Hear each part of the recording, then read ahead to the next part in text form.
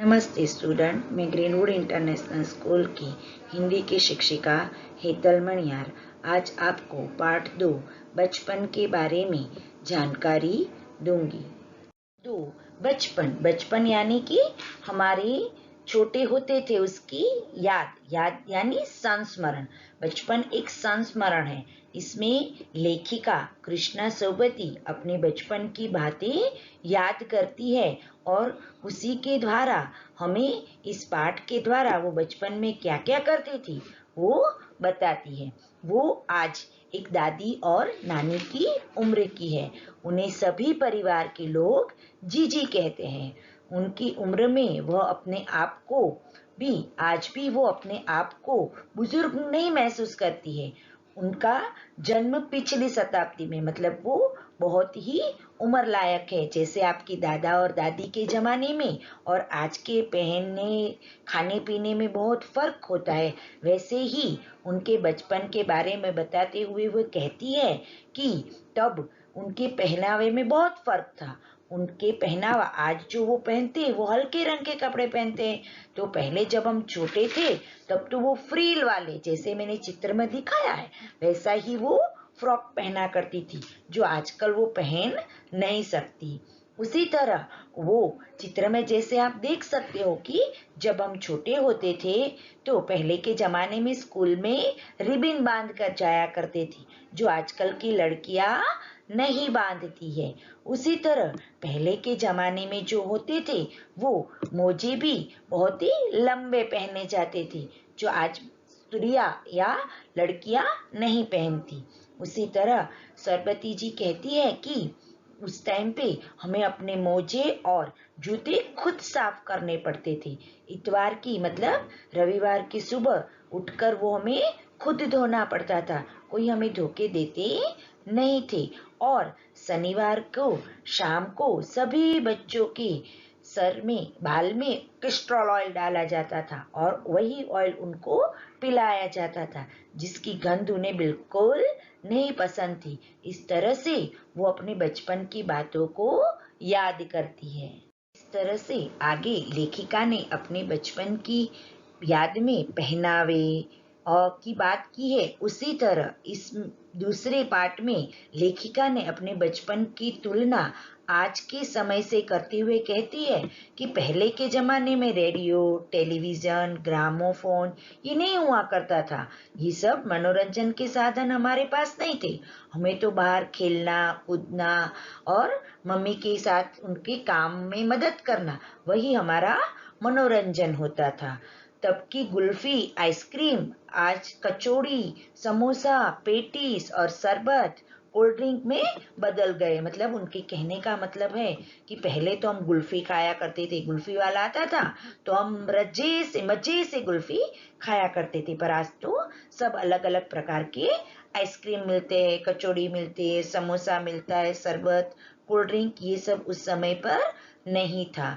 बचपन में लेखिका भाई बहनों के संग शिमला माल में ब्राउन बैंड लाया करती थी। मतलब बचपन में जब वो छोटी थी तब वो शिमला में रहती थी और वहां पर पहाड़ के पास एक दुकान में से दौड़कर वो ब्रेड ले आती थी। हफ्ते में एक बार कभी कभी उनको चॉकलेट खरीदने की छूट मिलती थी, मगर आज तो बच्चे हर रोज चॉकलेट खाते हैं। सबसे ज्यादा चॉकलेट उन्हीं के पास होती थी, क्योंकि वो कोई भी उन्हें चॉकलेट देता था तो वो तुरंत नहीं खाती थी, उसको संभाल कर वो रख देती थी और फिर समय समय पर खाया करती थी। लेखिका हमेशा रात के खाने के बाद बिस्तर में घुसकर चुपके से वो चॉकलेट का मजा धीरे धीरे खाते हुए लिया करती थी। उन्हें शिमला के खट्टे मीठे फल और चेस्टनट भी बहुत ही याद आते हैं। अभी तो वो बहुत बड़ी हो गई है तो ये सारी चीजें उनको खाने को नहीं मिलते। हाँ, वो भूल ही गई कि चनाचूर गरम की पुड़िया तो आज भी दिखाई देती है। हाँ, आप सबने भी बच्चे चनाचूर गरम तो खाए होंगे, क्योंकि पहले भी चनाचूर गरम मिलते हैं, आज भी मिलते हैं। छुटपन में शिमला रिज पर घोड़े की सवारी में उन्हें बहुत मजा आता था। आज भी सब जाते हैं ना रेसकोर्स घोड़े के ऊपर बैठने के लिए, और वहां पर भी आपको बहुत मजा आता है ना। वैसे ही लेखिका शिमला में घोड़े पर बैठने जाया करती थी। शाम को रंग बिरंगे गुब्बारे, झांकों का पहाड़ और चर्च की घंटियों की गूंज उन्हें आज भी याद आती है। मतलब वो सारी बातें, बचपन की बातें उन्हें बहुत याद आती है। भले वो बूढ़ी हो गई है, पर उनको उनकी सारी बचपन की बात आज भी याद है। शाम को रीस की रौनक और माल की दुकानों की चमक का अलग ही आकर्षण था। स्कॉटलैंड पॉइंट के सामने एक दुकान के शोरूम में शिमला कालका ट्रेन का मॉडल था मतलब एक ट्रेन बनाई हुई थी। वो एक दुकान के अंदर रखी हुई थी। जो ट्रेन पिछली शताब्दी मतलब पहले के जमाने में सबसे तेज दौड़ने वाली गाड़ी मानी जाती है, पर आज तो कई इतनी ऐसी ट्रेन है जो बहुत ही तेजी से दौड़ती है। उस दुकान के बगल में ही आंखों के एक डॉक्टर की दुकान थी। लेखिका जैसे ही थोड़ी बड़ी हुई तो उनकी पहली बार आंखों की जांच हुई, और जहां लेखिका को पहली बार चश्मा लगाया गया था, इसलिए वो दुकान को आज तक वो नहीं भूली। अंग्रेज डॉक्टर ने कहा था कि कुछ दिनों बाद ऐनक उतर जाएंगे। उन्होंने ऐसा कहकर उसको ऐनक पहनने को कहा था कि थोड़ी देर पहनो बेटा, फिर आपके ऐनक निकल जाएंगे, पर ऐनक कभी नहीं उतरे।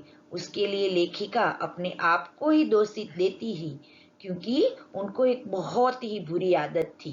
वो आदत थी कि वो रात में टेबल लैंप के सामने काम करने का यह नतीजा था, क्योंकि वो रात को ही पढ़ा करती थी टेबल लैंप में, जिसकी वजह से उनको ऐनक आ गए थे। उनके चचेरे भाई ने चश्मे को लेकर उन्हें चिढ़ाया भी करते थे कि देखो तो आंख पर चश्मा लगाए ताकि सूझे दूर की, यह नहीं लड़की को मालूम सूरत बनी लंगूर की।